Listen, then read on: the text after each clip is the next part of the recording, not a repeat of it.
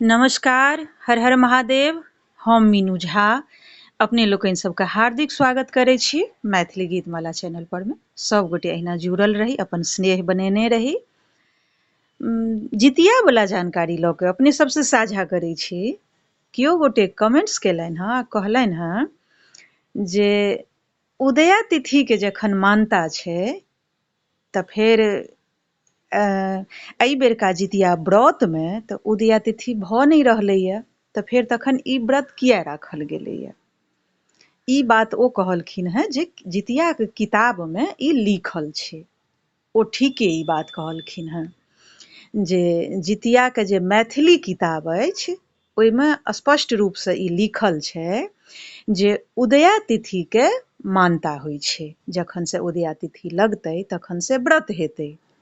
ई सही कहलखिन हैं ओ। लेकिन ओकर नीचाँ जे लिखल छै, किताब हमहूँ रखने छी, कियाक तऽ हम काज करै छी तऽ हम हर चीजके जानकारी हमरा लगमे जे अबैए ओहो हम, ई नहि जे हमरा एक गोटे बतेलनि आ हम अपने लोकनि सबसे साझा कऽ दै छी, से नहि।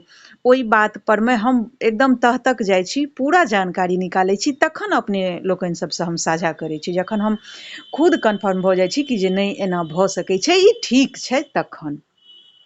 लेकिन ओ शायद ओहि किताब में एहि शब्द पर में नहीं ध्यान देलखिन, नहीं गौर केलखिन जे ओकर नीचा में स्पष्ट रूप से इहो लिखल छै जे जखन जितिया व्रत के जखन से अष्टमी तिथि शुरू हेतै तखन से लऽ के पुनः ओ जखन ओ तिथि उतरि कऽ दोसर तिथि लगतै, ताहि बीच में जल ग्रहण नहीं कऽ सकै छी, ताबत तक फास्ट रखबै।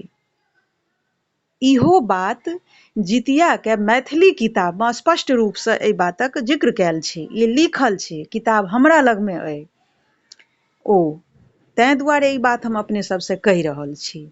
हाँ, तखन ई छै जे अगर जखन से अष्टमी शुरू हेतै तखन से लऽ कऽ जखन तक तिथि बदलतै अष्टमी के, दोसर तिथि लगतै, ताहि बीच में व्रत रखबाक चाही।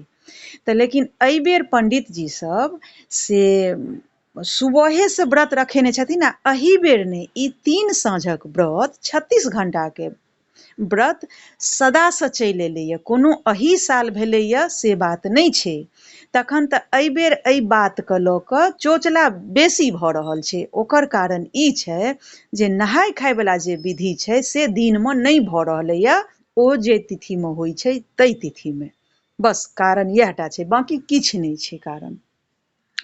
तऽ ई जानकारी अपने सबसे जे हम साझा केलहुँ हँ से ई किताब में अछि। आ एहि बात के हमरा सब लग में कमेंट्स आयल हँ जे जहन उदया तिथि के मानल जाइ छै, मान्यता भेटल छै, तऽ फेर तखन से मंगल दिन व्रत किया राखल गेलैए। तऽ ताहि दुआरे से ई बात हम साझा केलहुँ हँ अपने सब लग में जे उदया तिथि मानल गेलैए, सही बात छै, लेकिन ओहि किताब में स्पष्ट रूप से इहो लिखल गेल छै।